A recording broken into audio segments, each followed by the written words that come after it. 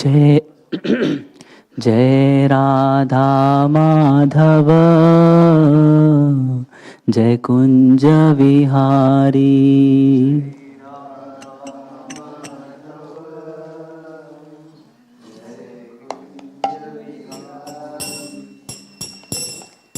श्री गोपी जन वल्लभ जय गिरिवरधारी।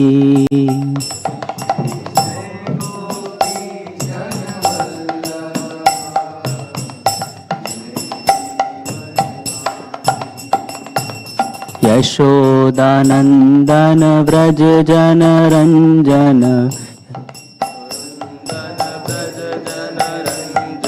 यशोदानंदन व्रज जन रंजन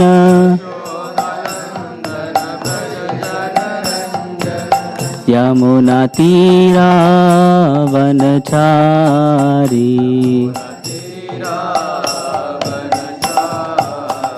जय राधा माधव कुंज विहारी।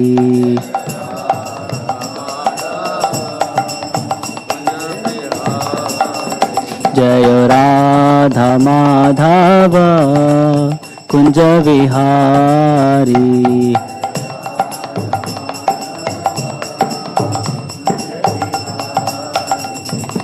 यशोदानंदन व्रज जन रंजन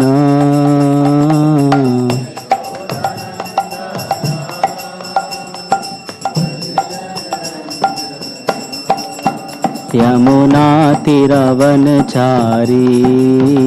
जय कुंज विहारी।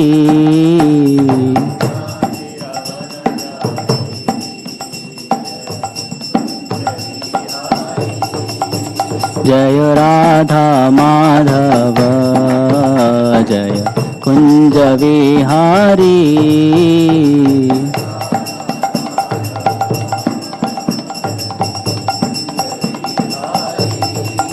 जय राधा वृंदावन चंद्र राधा वृंदावन चंद्र राधे।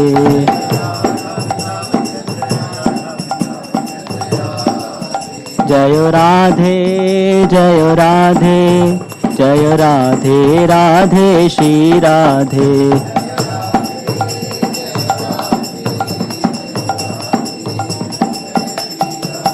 जय निताई गौरंग जय निताई गौरांग निताई गौरंग जय Nitai Gaurang.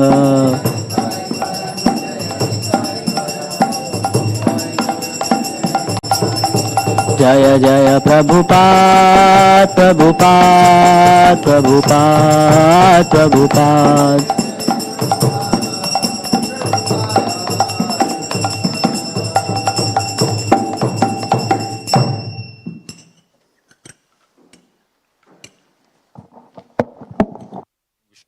Paramhans Parivrajakacharya Ashtottara Shata Shrimad his divine grace Abhay Charanaravinda Bhakti Vedanta Swami Shrila Prabhupada की जय। ISKCON founder acharya BBT founder acharya saviour of the whole world Vishwa Guru शील प्रभुपाद की जय। ग्रंथराज श्रीमद् भागवतम की जय। निताई गौर प्रेमानंदे हरि हरि बोल। ओम नमो भगवते वासुदेवाय। ओम नमो भगवते वासुदेवाय। ओम नमो भगवते वासुदेवाय। नारायणं नमस्कृत्य नरं चैव नरोत्तमं देवीं सरस्वतीं व्यासं ततो जयमुदीरये। नष्टप्रायेषु भद्रेषु नित्यं भागवत सेवया भगवती उत्तम श्लोके भक्तिर्भवति नैष्ठिकी। Reading from Srimad Bhagavatam, Canto 3, Chapter 2, Chapter 2, titled Remembrance of Lord Krishna, Text number 34. Sharat Shashi Karaihi Mrishtam Sharat Shashi Karai Mrishtam Manayan Rajani Mukham Manayan Rajani Mukham Gayan Kalapadam Reme Gayan Kalapadam Reme Strinam Mandala Mandanaha Strinam Mandala Mandanaha Sharat Shashikarair Mrishtam Manayan Rajani Mukham Gayan Kalapadam Reme Strinam Mandala Mandanaha Sharat Shashikarair Mrishtam Manayan Rajani Mukham Gayan Kalapadam Reme Strinam Mandala Mandanaha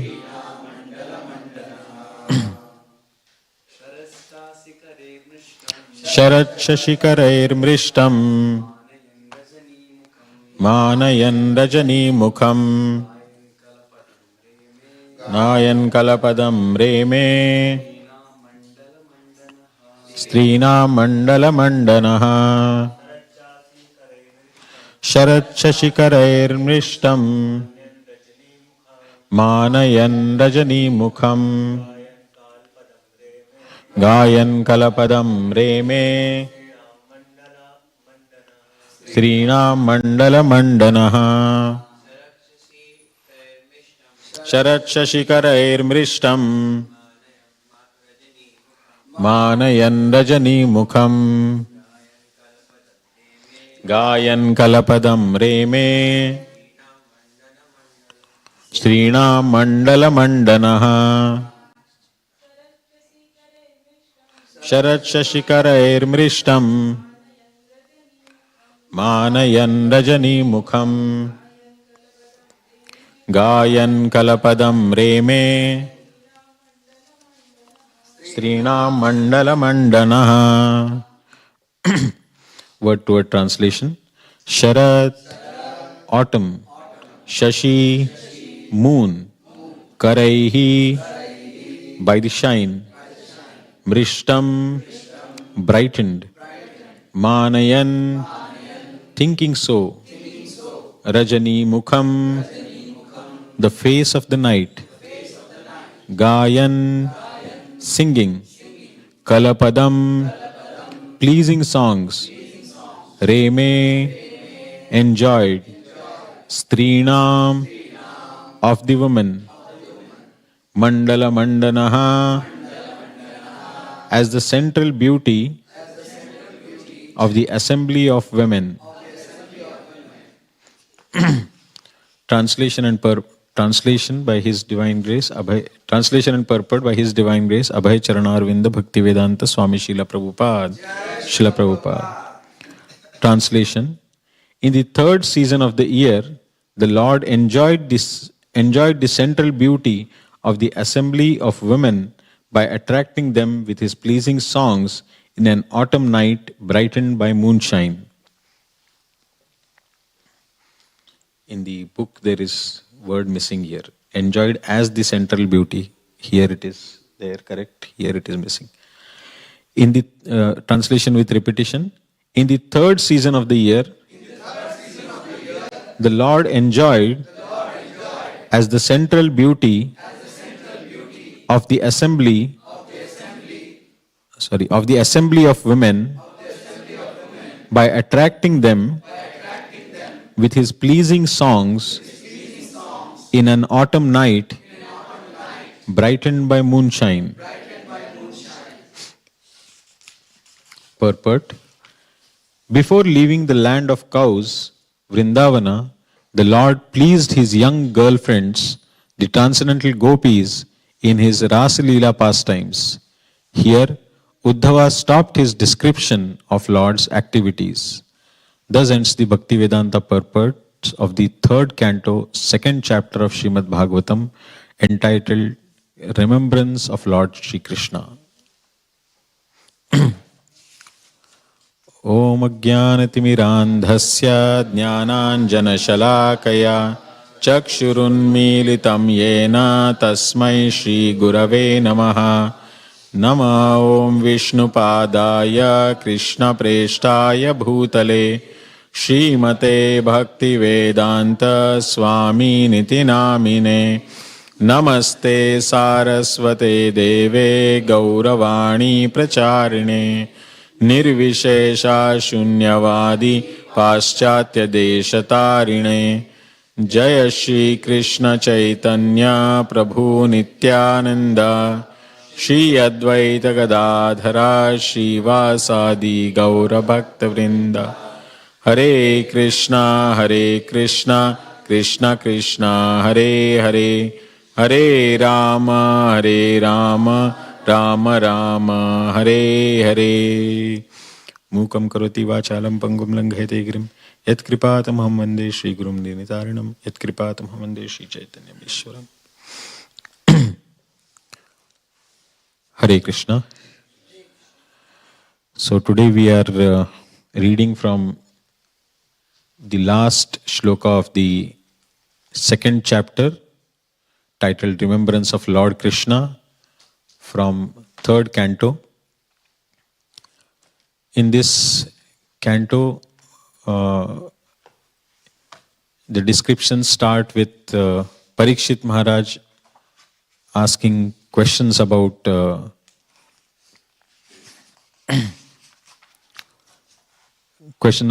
meeting between Vidura and Maitreya Rishi, and that is where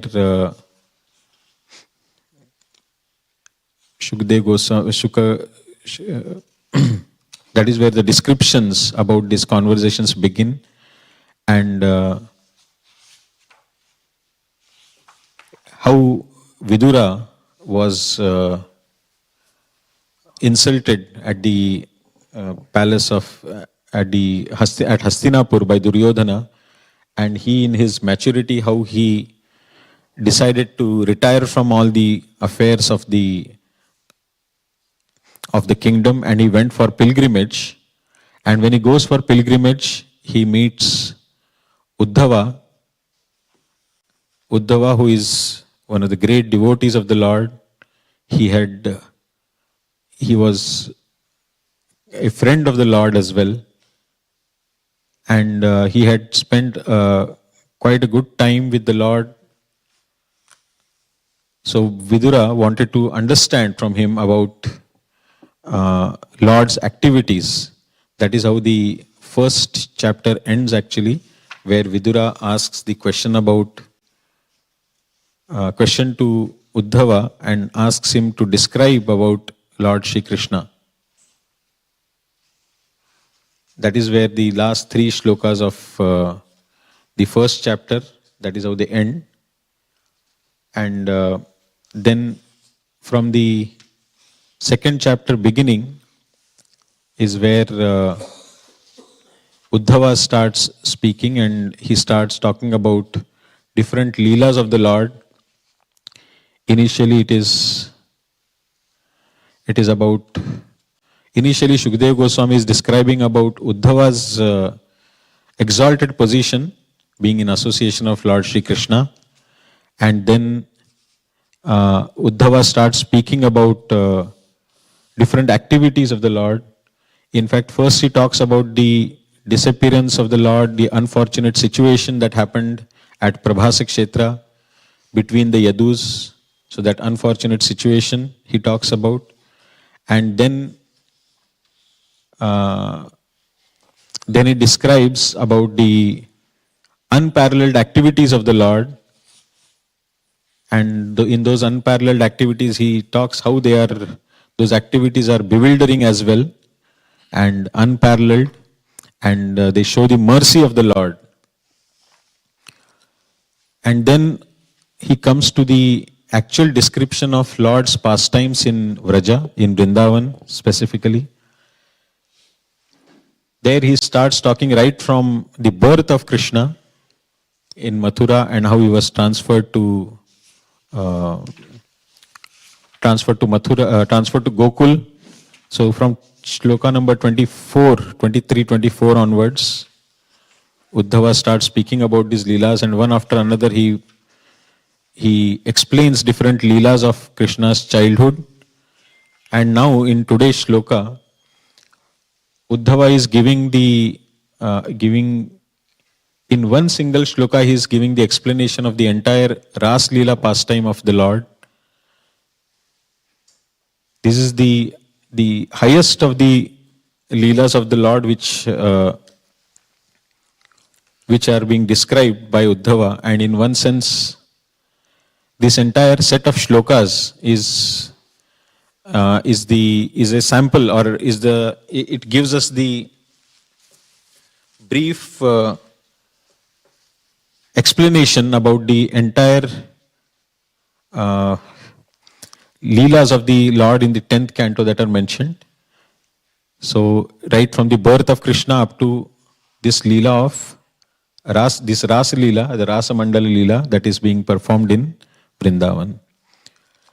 So in this shloka, Uddhava is explaining Sharat Shashikarair Mrishtam Manayan Rajani Mukham Gayan Kalapadam Reme Strinam Mandala Mandanaha.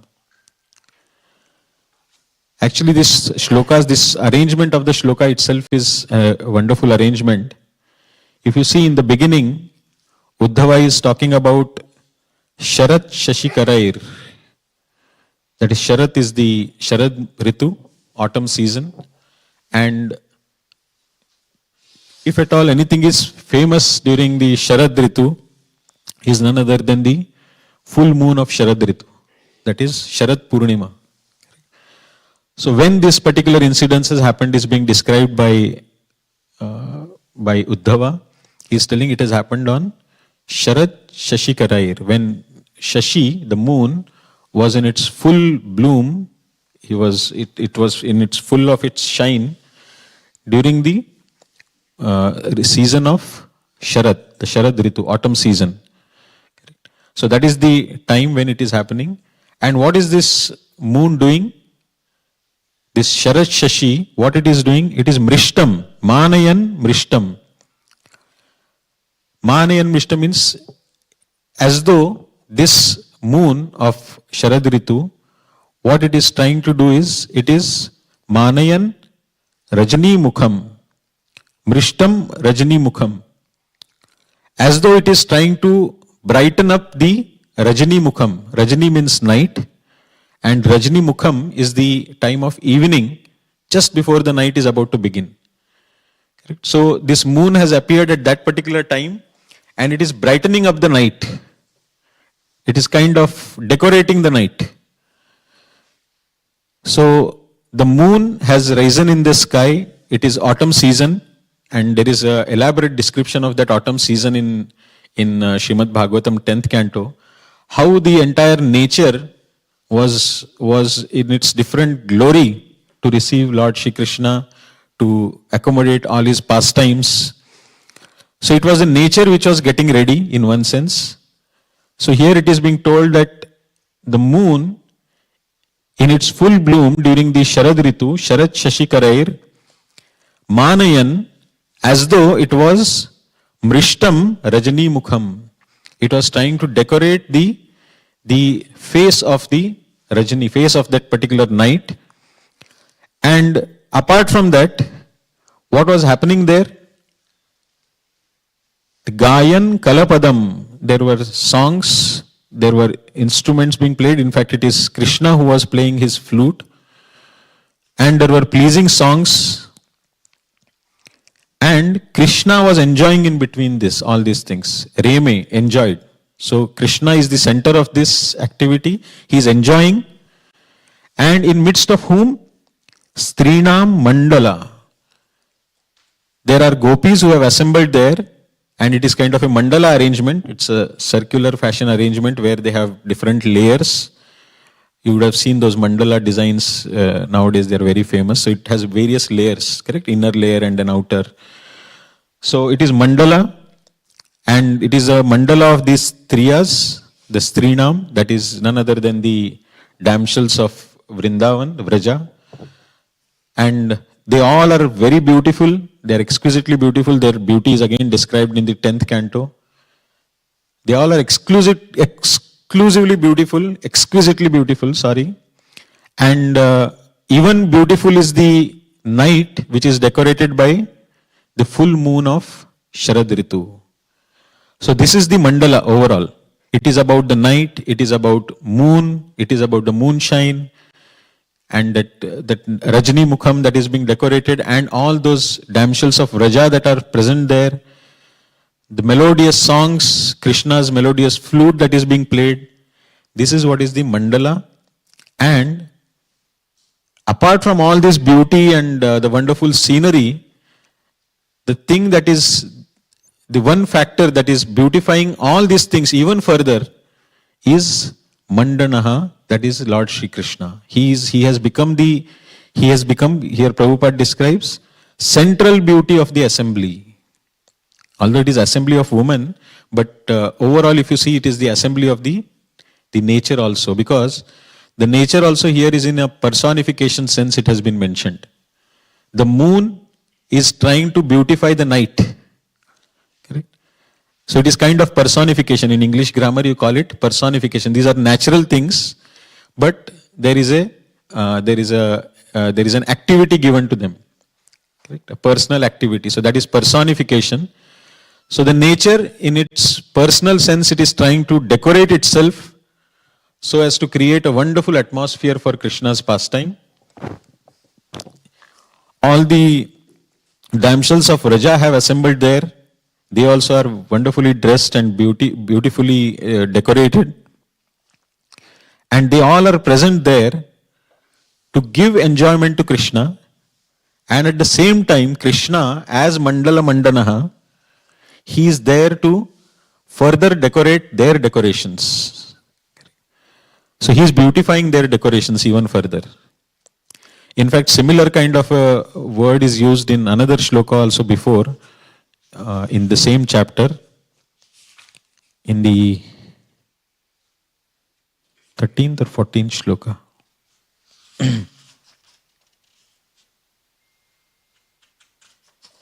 He's called as ornament of the ornaments. Bhushana Bhushanangam. In the 12th shloka, Krishna is described as, Uddhava is describing Krishna's beauty, especially in this shloka. And he tells that thus his, Sri Krishna's transcendental body is the ornament of all ornaments. Correct? So Krishna, he decorates even all the ornaments that are there to decorate him. So when we tend to decorate Lord Shri Krishna and we think that this dress will look good on Krishna, it is actually the dress that is going to look good because of Krishna's beauty. So the dress gets beautified. The same dress today that Radha Vrindavan Chandrodaya is wearing, if you just take it out and try to just put on somebody else, that dress won't look good and the person also won't look good. Correct? The person would look like a joker. And the dress also won't shine out as it is shining out on Radha Vrindavan Chandra. That happens only because it is his beauty that brings that ornamentation to even those ornaments. So that is the description here, Mandala Mandanaha. And this verse very wonderfully tells about the reciprocation of the Lord and the devotees. The devotees, they always try to give pleasure to the Lord, they try to decorate the Lord, and the Lord in turn, he always wants to decorate his devotees. He wants to give pleasure to his devotees. There is a continuous reciprocation that keeps on happening. So this is this shloka is a wonderful poetic arrangement of words, Sanskrit words, and it depicts much more than just those words and in those few lines, it depicts that entire pastime and the wonderful setting of that Rasa Mandala, the Rasa Leela that was happening. In this, although Prabhupada has given just 2 lines in this purport, Prabhupada says that before leaving the Vrindavan, Lord pleased his young girlfriends. Correct?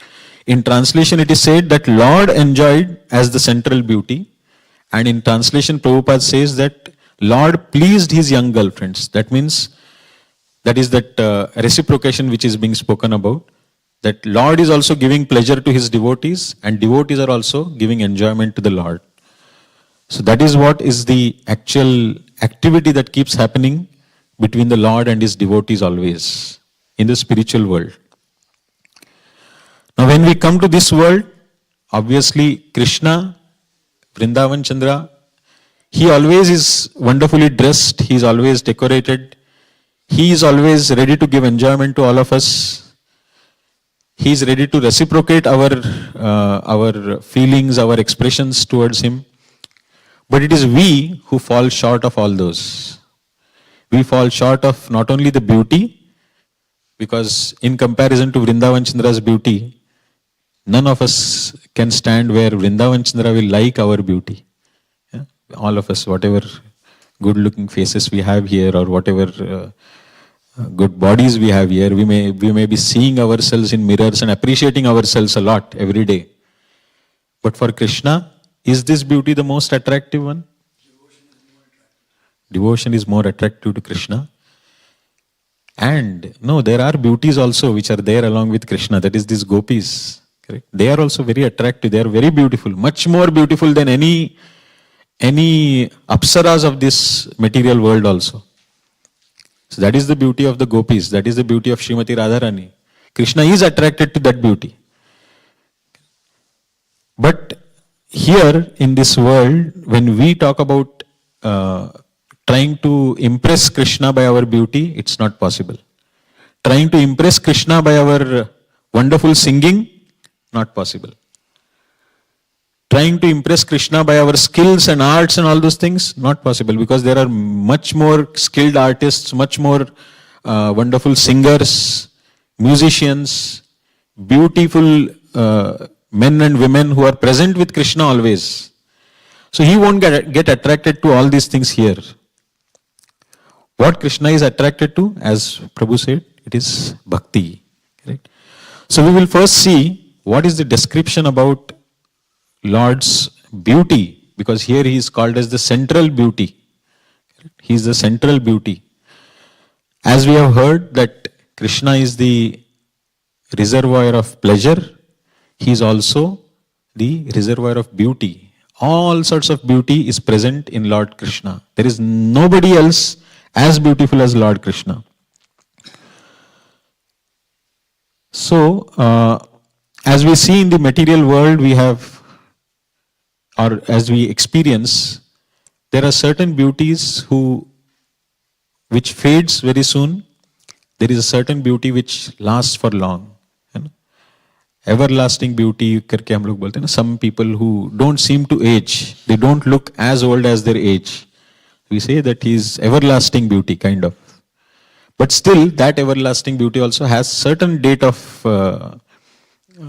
what you can say, the end. There is a date of expiry date which exists with that beauty. So here in this material world, whatever beauty we experience, that beauty is actually, it is in the nature, it is in objects, in the people, wherever it might be, it has its own expiry date. Correct? Whereas spiritual beauty, the beauty of Lord Shri Krishna and those in the spiritual world, whether it is people, the nature or things in the spiritual world, that beauty is eternal. It is nirantara. Correct? It never diminishes. In fact, because the devotees and Krishna, they keep exchanging love and affection to each other, the beauty keeps on enhancing. There is a description that when Krishna sees Radharani, his beauty increases, and when Radharani sees Krishna, her beauty increases. So imagine the exponential increase in the beauty of both of them. And that is the way it happens in the spiritual world with all the devotees. The devotees, the more they try to give enjoyment to Krishna, Krishna feels joyous, Krishna becomes more beautiful. And seeing Krishna beautiful, the devotees are more joyous and they become more beautiful. So that is the thing that happens in the spiritual world. In first canto itself, there is one wonderful line which has been given in one shloka. It is said that when in Dwaraka, when Krishna entered into Dwaraka, and those Dwarakavasis, how they used to continuously see Krishna. Every day they are seeing Krishna. He is going out for his palace and he is going to his that darbar and all those things. He is continuously walking around the streets of Dwaraka. And all the residents of Dwarka are continuously, every day they are seeing him. But they are not feeling satiated even after seeing Krishna so much. Whereas in material world it is said that nothing is beautiful once you get used to it. Somebody might be very beautiful, but if you are every day you are seeing them or every day you are with them, then the beauty is no more attractive as it was in the beginning. So it is said that nothing is beautiful when you get used to it. Whereas in Dwaraka, all the Dwarakavasis were feeling new rasa after seeing Krishna every day. And it is called Nityam Nirikshamananam. They were every day seeing him, Nitya, and still na vitripyanti. They were never ever satiated. They always felt, oh, I should see Krishna more. I should get more time to see Krishna. I should see Krishna today. Yesterday I saw in another Alankara. Today I should see Krishna again. So that was their ever increasing enthusiasm to see Krishna. So that is the nature of Krishna's beauty and the beauty in the spiritual world. That is, it is eternal. Correct? And Krishna himself, he is the embodiment of beauty. In the fourth canto, it is described that Krishna is Sarva Saundarya Sangraham. He is called as Sarva Saundarya Sangraham. All sorts of beauty are there within him. If you remember that pastimes of Naranarayana Rishi, correct? Naranarayana Rishi, they were doing tapasya in the Himalayas, and some apsaras came and tried to entice them. And Naranarayana Rishi, from their body, unlimited apsaras started coming, which were even more beautiful than those apsaras. So those apsaras got ashamed, embarrassed, seeing these kind of beauties coming out from their body. And then they understood that no, we cannot, our charm won't work here. So that is the nature of the Lord. He is Sarva Saundarya Sangraham. That means all sorts of beauties are there within him. No material beauty can attract him. No beauty as such can attract him. What can attract is only bhakti. Then, in another shloka of the same canto, fourth canto, it is said that Krishna is Sarvendriya Gunajanam. That means he is he can perfectly satisfy all the demands of all the senses. That is the nature of Krishna's beauty. That once we see Krishna, all the demands of all senses are fulfilled. Generally it happens that, okay, beauty means only eyes will be satisfied. Tongue में तो भूख लगेगा ना, वो tongue लपलपाएगा किसी चीज के लिए, isn't it? चाट ये वो खाने के लिए. But still, Krishna's beauty is such that it can fulfill the demands, all the demands of all the senses. That is the nature of Krishna's beauty. Sarva Indriya Gunajanam. That is the nature of Krishna's beauty. And in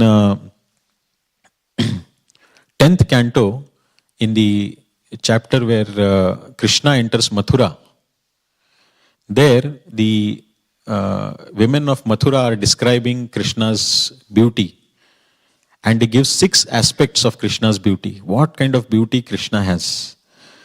So it is said, the shloka is, Gopyas tapaha kim acharan yadamushya rupam lavanya saram asamordhva ananya siddham drigbhi pibanti anusva bhinvam durapam ekanta dhama yashasha shriya aishwaryasya. The meaning is, what austerities must the gopis have performed? The ladies of Mathura are thinking, What austerities must the gopis have performed? With their eyes, they always drink the nectar from Lord Krishna's form, the personality. They continuously keep drinking the nectar from Krishna's personality, Krishna's form, which is the essence of loveliness, and it is not to be equaled or surpassed. Essence of loveliness in the sense, Lavanya Saram. Lavanya is loveliness, beauty, and it is Lavanya Saram. It is the essence of loveliness. Correct? That is what is Krishna's Lavanya Saram. We say that moon-like face, Vrindavan Chandra, the moon-like face, the bright face of Krishna's, and that vessel, that particular face is considered as the drinking vessel for the eyes. So eyes are the object, are the sense. It is a sense, and for the eyes, the actual sense object is none other than Krishna's moon-like face. And to drink nectar from that moon-like face is the sense object for the eyes, for that sense. So Lavanya Saram is the first quality of Krishna's beauty. Then Asama Urdhvam. It is unparalleled. There is no beauty equal to or greater than Krishna's beauty. That is Asama Urdhvam. We even understand this in terms of Krishna's position also. Krishna's position is Asama Urdhva. There is nobody equal to or beyond Krishna. Correct? Above Krishna. And Ananya Siddham. Ananya Siddham means it is beautiful in its own sense.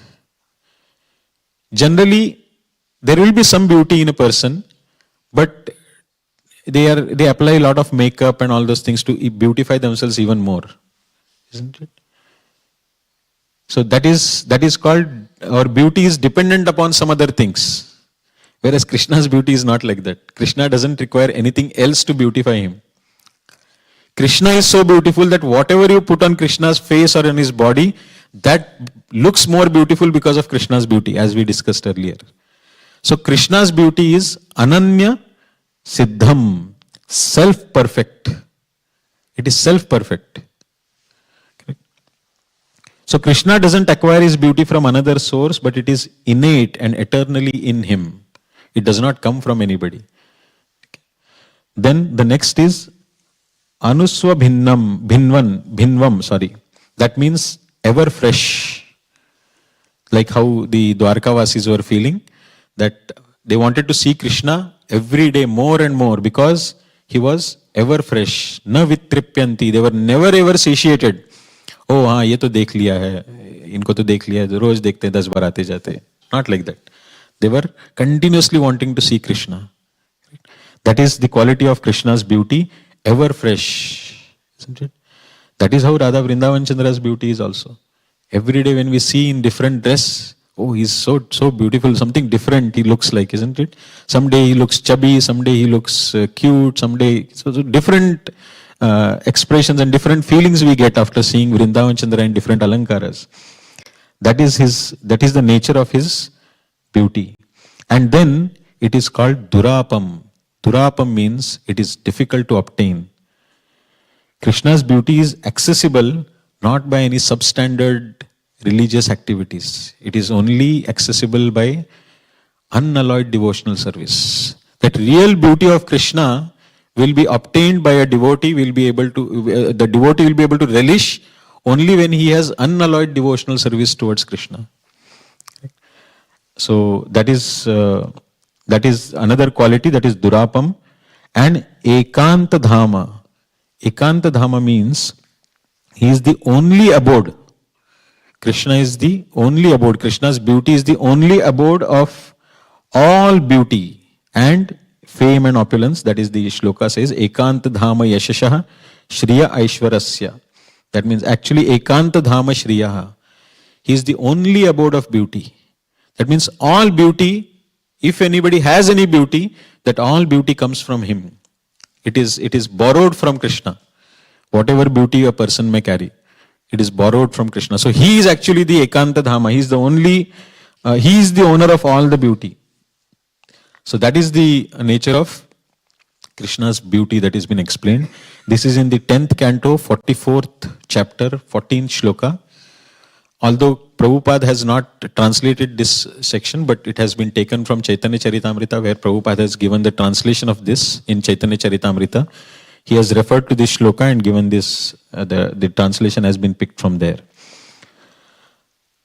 So, apart from Krishna's personal beauty, if you see in general when we talk about beauty regarding people, the beauty is acceptable, it is appreciated, it is enjoyed only when there is the character also is equally beautiful.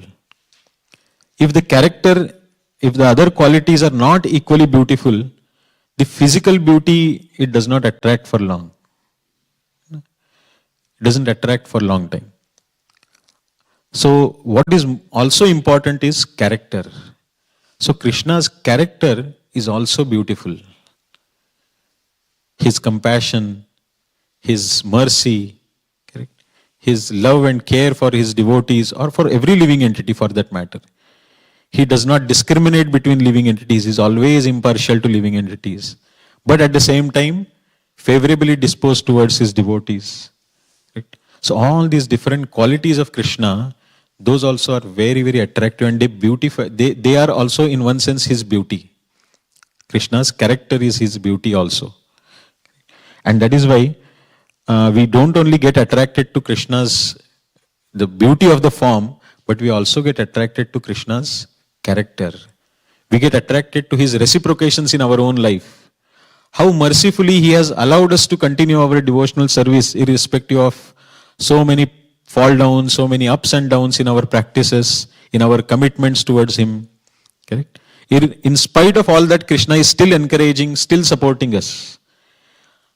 So that makes us get attracted towards him. Isn't it?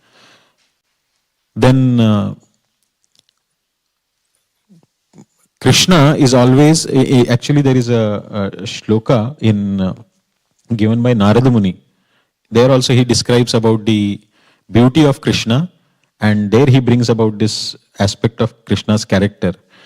Narada Muni says, Tarunam Ramaniyangam Arunoshtha Ekshanadharam Pranat Ashrayanam Nrimnam Sharanyam Karunaranavam. The Lord's form is always youthful. Every limb and every part of his body is properly formed, free from defect. There is no defect in Krishna's personality, Krishna's body. Every part of his body is properly formed. He is always youthful. His eyes and lips are pinkish like rising sun.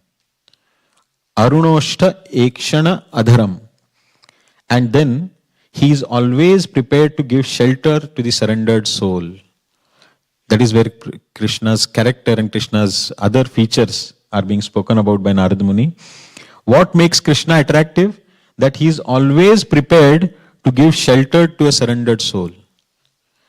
The soul might have been rebellious for millions of years. It would have rebelled to the extent of challenging Krishna's supreme position itself. But still, whenever the jiva decides to surrender, to approach Krishna, to surrender unto Krishna, Krishna readily accepts that devotee. He does not think about, oh, what all things this devotee has done. Oftenly we say, no, Prabhu, for how many times should we tolerate somebody's cheating or some actions against us?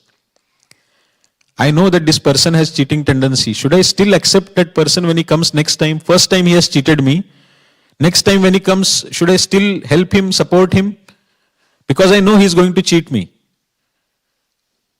Isn't it? It is very difficult for us to accept such kind of a person. But for Krishna, a jiva has millions of years, millions of janmas he has been going against Krishna, has been misutilizing Krishna's property, has been claiming it as his own property, denying Krishna's existence, everything the jiva does. But still, whenever the jiva expresses even a slight desire to come towards Krishna, Krishna immediately facilitates. He sends a pure devotee spiritual master. He sends his scriptures, he sends devotees. So many ways he will try to facilitate for the devotee.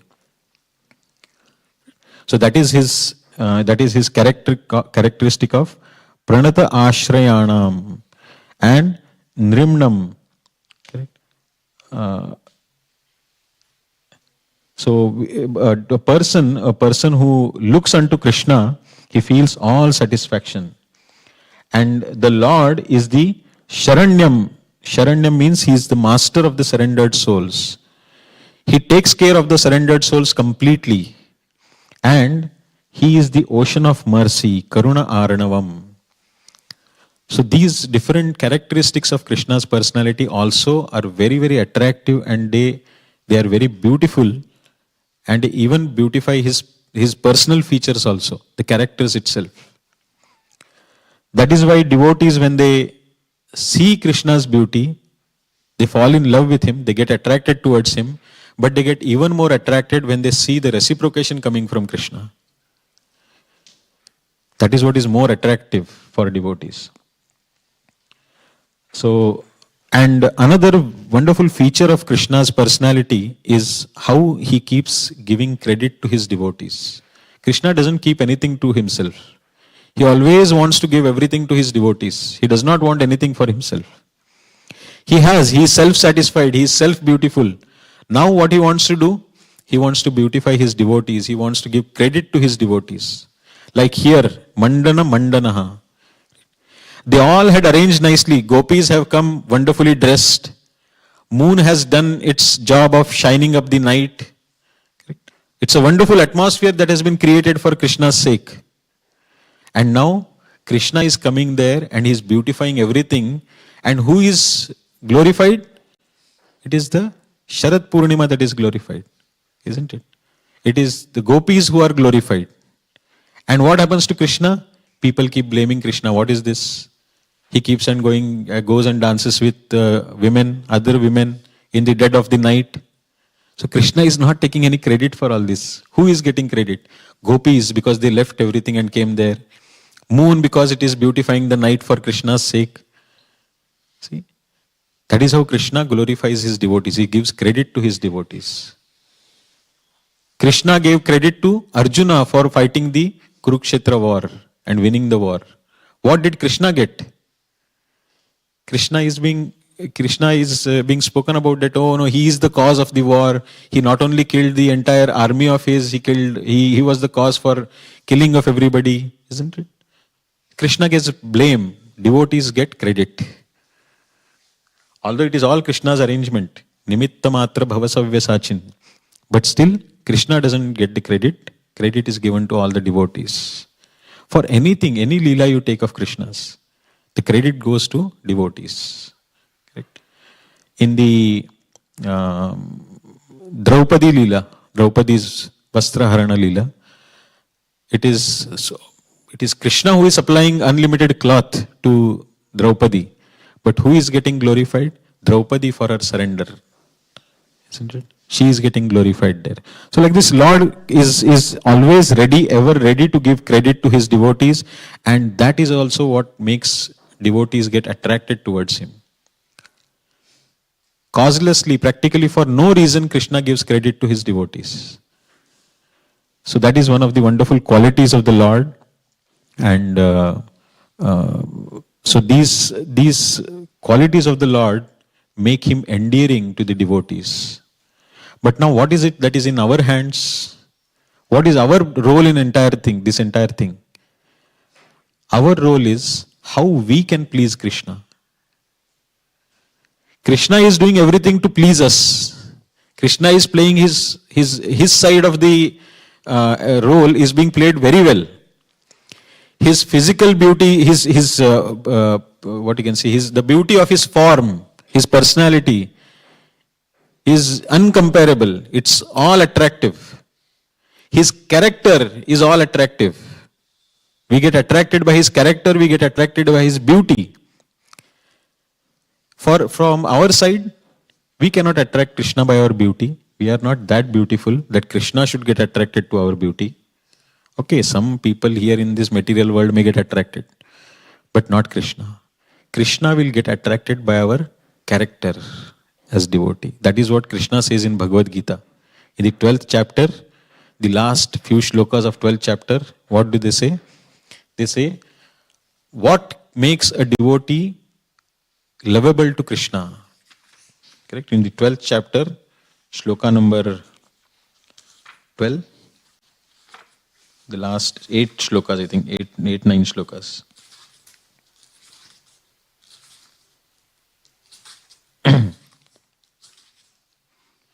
Just 5 more minutes. Yeah, 13th shloka onwards. 13 to 20. Krishna says, Adveshta sarva bhutanam maitrah karuna evacha nirmamo nirahankaraha samadukha sukhakshami santushta satatam yogi yatatma drida nishchayaha mayyarpitamano buddhir yo mad bhakta same priyaha. These 2 shlokas, Krishna is telling how one can become priya to Krishna, how we will attract Krishna's attention or Krishna's love. One who is not envious, one who is a kind friend to all living entities, who does not think himself as a proprietor, who is free from false ego and equal both in happiness and distress, who is always satisfied and engaged in devotional service with determination, and whose mind and intelligence are in agreement with me. He is very dear to me. So if we develop these characteristics, we will become dear to Krishna. What are those characteristics? We should not be envious. We should be friend to all living entities. Correct? Maitraha, karuna evacha. We should not think ourselves as a proprietor. We should be free from false ego and we should be equal in happiness and distress. We should be always satisfied and we should be engaged in devotional service, and our mind and intelligence should be in agreement with Krishna.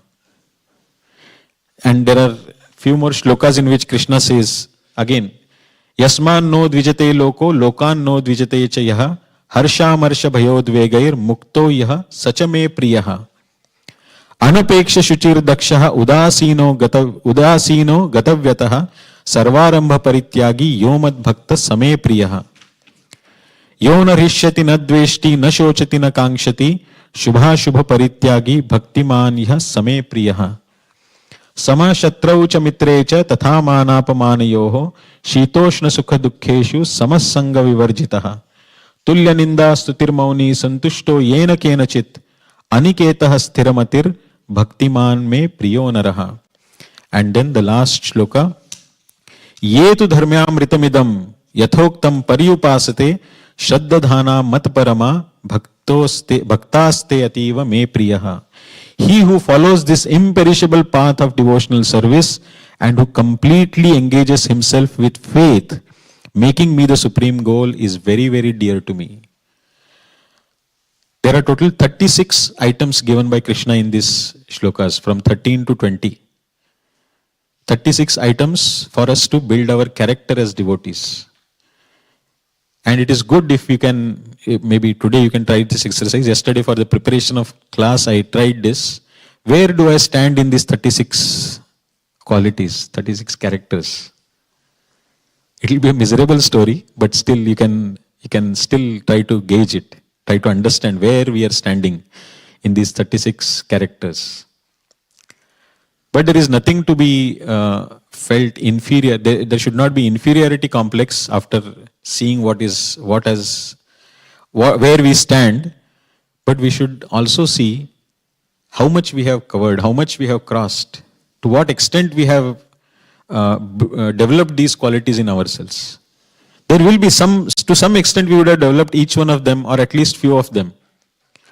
And that should give us a hope that this process of Krishna consciousness, it is effective, it is science, it is working on me. I have improved in all these aspects, at least a little. So if it has happened in these many years, and with the kind of devotional service that we have been practicing, dilly-dally, thoda upar niche, with that kind of devotional practice also, if this much change has happened, if I try to sincerely attempt to practice devotional service and to develop these characters in myself, definitely I'll be able to progress in Krishna consciousness, and seeing my effort, Krishna will bless me by this progress in Krishna consciousness.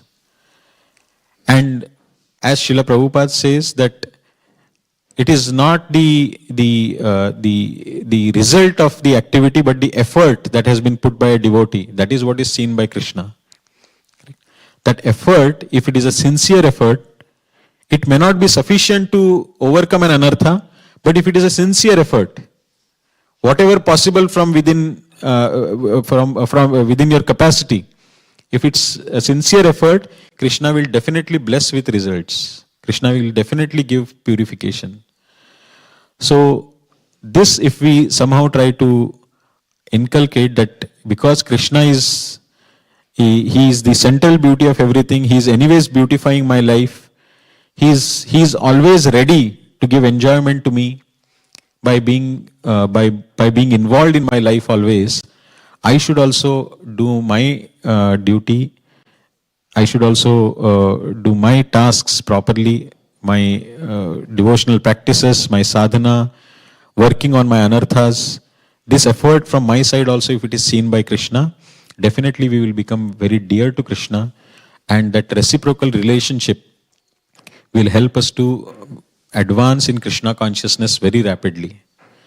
Because the more we develop our character, we become dear to Krishna, and seeing that Krishna will be happy on us, and when we see Krishna happy, we will feel like going towards Krishna.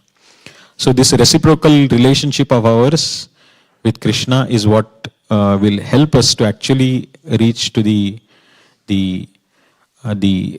final objective of ours, that is to attain Krishna Prema.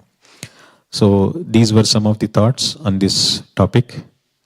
So we'll stop here. Grantharaj Srimad Bhagavatam ki jai. Vishwaguru Srila Prabhupada ki jai. Nitai Gaur Premanande. Hari Hari Bol. Hare Krishna.